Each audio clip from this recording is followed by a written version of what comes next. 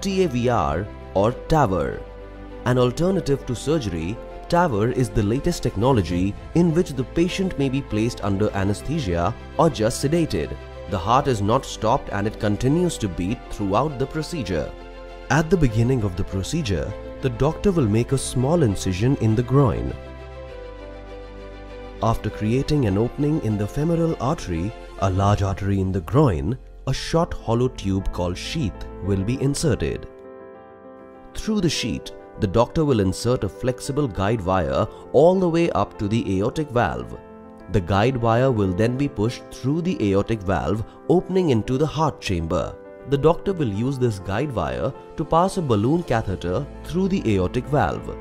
The balloon on the tip of the catheter will be inflated to widen the opening in the aortic valve.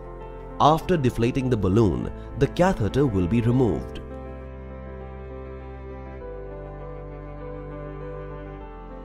The replacement valve is crimped in place on the tip of another catheter.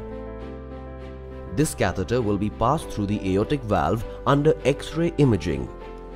The new valve is precisely positioned over the diseased aortic valve and the balloon is inflated to get the valve open.